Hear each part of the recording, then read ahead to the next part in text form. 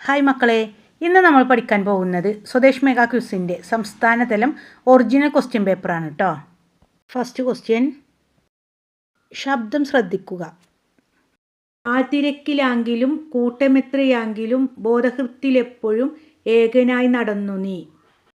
ഭീതിയെ ജയിച്ചവൻ, ഭാരമേ വെടിഞ്ഞവൻ, ഭാവിയെ വരിച്ചവൻ, ഏകനായി നടന്നു നീ. ഗാന്ധിജി മുഖ്യ കഥാപാത്രമായ ഈ കവിത രചിച്ചതാര്? ജി കുമാരപിള്ള. ഏകനായി നടന്നു നീ എന്ന കവിതയിൽ. 1969 മഹാത്മാഗാന്ധി മെമ്മോറിയൽ ഹൈസ്കൂൾ എന്ന പുനർനാമകരണം ചെയ്യപ്പെട്ട ഈ വിദ്യാലയത്തിൻ്റെ പഴയ പേര് എന്തായിരുന്നു? Alfred high school. 1947 മുമ്പ് നമ്മുടെ ദേശീയ പതാകയിലെ മധ്യഭാഗത്തുള്ള അശോക സ്തംഭത്തിനു പകരമായി ഉണ്ടായിരുന്ന മുദ്ര ഏതായിരുന്നു? ആൻസർ ചർക്ക. ഫ്രാങ്കോ എന്ന സ്വേച്ഛാധിപതിക്കെതിരെ പോരാടുന്ന ജനതയ്ക്ക് പിന്തുണയുമായി വി.കെ. കൃഷ്ണമേനോനോടൊപ്പം അക്കാലത്ത് സ്പെയിൻ സന്ദർശിച്ച ഇന്ത്യയുടെ മുൻനിര സ്വാതന്ത്ര്യ സമര സേനാനി ജവഹർലാൽ നെഹ്റു.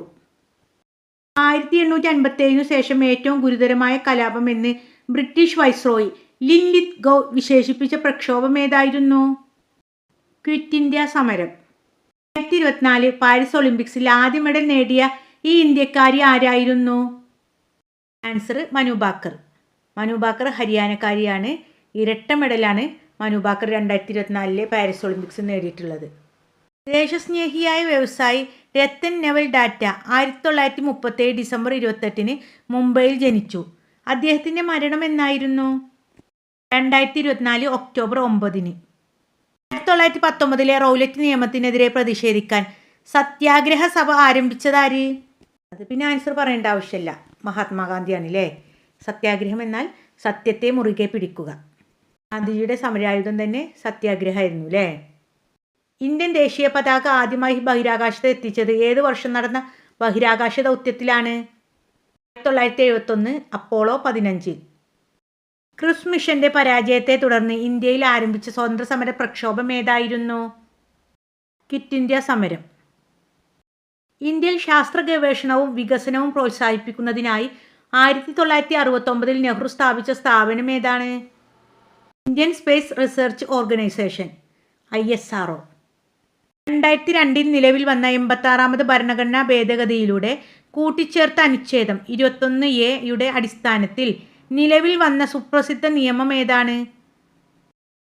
വിദ്യാഭ്യാസ അവകാശ നിയമം.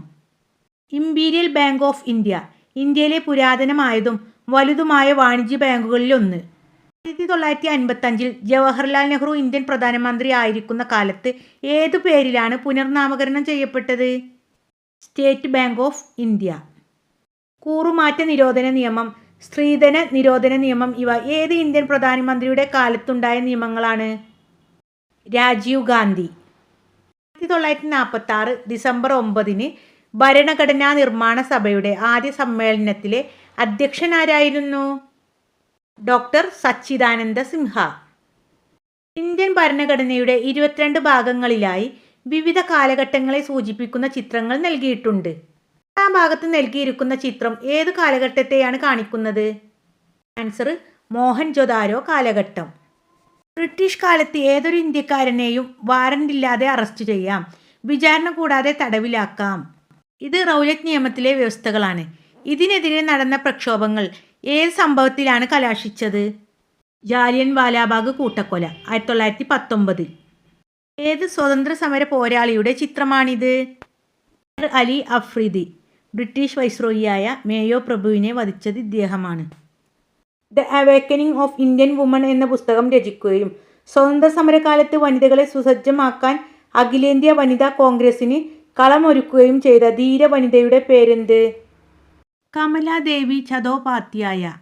ഡിസംബർ 29 1945 എൻ്റെ ഏറ്റവും നീണ്ടതും 9ാമത്തേതുമായ കാരാഗൃഹ വാസക്കാലം അങ്ങനെ അവസാനിച്ചു. ഇന്ത്യയെ കണ്ടെത്തൽ, ദ ഡിസ്കവറി ഓഫ് ഇന്ത്യ എന്ന പുസ്തകത്തിൻ്റെ അവസാനത്തെ ഭാഗത്ത് നെഹ്റു കുറിച്ചതാണിത്. എത്ര ദിവസത്തെ തുടർച്ചയായ കാരാഗൃഹവാസത്തിനു ശേഷമാണ് നെഹ്റു ഈ ദിവസം ജയിൽ മോചിതനായത്? 1041. അൽമോറയിലെ പർവ്വത കാരാഗൃഹത്തിൽ നിന്നാണ് ജയിൽ മോചിതനായത്. മക്കളെ, നമ്മുടെ ചാനലിൽ എല്ലാ ദിനാചരണ ക്വിസ് വീഡിയോസും LSS USS ക്ലാസ്സുകളൊക്കെ നൽകുന്നുണ്ട് കേട്ടോ. LSS ക്ലാസ്സുകളൊക്കെ തുടങ്ങിയിട്ടുണ്ട്. എല്ലാ വിഷയവും നൽകുന്നുണ്ട് കേട്ടോ. നിങ്ങളറിയുന്ന കുട്ടികൾക്കും റിലേറ്റീവ്സിനൊക്കെ നമ്മുടെ ചാനൽ ലിങ്ക് ഒന്ന് ഷെയർ ചെയ്യണം കേട്ടോ. ക്വസ്റ്റ്യൻസിൽ ഒന്നാമത്തത്, 1784 ബംഗാൾ ഏഷ്യാറ്റിക് സൊസൈറ്റി സ്ഥാപിച്ചത് ആരായിരുന്നു? കാലത്ത് റോയൽ ഏഷ്യാറ്റിക് സൊസൈറ്റി എന്നറിയപ്പെട്ടു. Sir William Jones. Sisters and brothers of America എന്ന് തുടങ്ങുന്ന സ്വാമി വിവേകാനന്ദൻ്റെ പ്രസിദ്ധമായ ചിക്കാഗോ പ്രഭാഷണം നടന്ന വർഷവും ദിവസവും ഏത്? 1893 സെപ്റ്റംബർ 11. 1937 ജനുവരി 12 മുതൽ 21 വരെ നീണ്ടുനിന്ന ഗാന്ധിജിയുടെ 5ാമത്തെ കേരള സന്ദർശനം ഏത് സംഭവവുമായി ബന്ധപ്പെട്ടതായിരുന്നു? ആൻസർ ക്ഷേത്രപ്രവേശന വിളംബരം. 1950 ഇന്ത്യയിലെ ആദ്യത്തെ തീവണ്ടി എൻജിൻ നിർമ്മാണശാല കൽക്കത്തയിൽ ആരംഭിച്ചപ്പോൾ അതിന് നൽകിയ പേർ എന്തായിരുന്നു? Answer Chitharanjan factory. CR ദാസിൻ്റെ ഓർമ്മയ്ക്കാണ്. വ്യത്യസ്ത സംസ്കാരങ്ങളും പാരമ്പര്യങ്ങളും ഉള്ളവർ ഒന്നിച്ചു ജീവിക്കാൻ പഠിക്കുന്ന വിദ്യാലയം, അതാണ് എൻ്റെ സ്വപ്നം. 1921 ഡിസംബർ 22 ആ സ്വപ്നം പൂവണിഞ്ഞു. ഏത് വിദ്യാഭ്യാസ കേന്ദ്രമാണ് ഇവിടെ ഉദ്ദേശിച്ചത്? വിശ്വഭാരതി സർവകലാശാല. അത് രവീന്ദ്രനാഥ ടാഗോറിൻ്റെ ആണ് അല്ലേ? ഓക്കെ മക്കളെ, എല്ലാവരും നന്നായിട്ട് പഠിക്കുക. നിങ്ങൾക്കൊക്കെ ഉയർന്ന വിജയം നേടാനാവട്ടെ. ഇനിയുള്ള നമ്മുടെ ക്വിസ് വീഡിയോസൊക്കെ എല്ലാവരും കാണണം. എല്ലാവർക്കും ഷെയർ ചെയ്യണം കേട്ടോ. താങ്ക്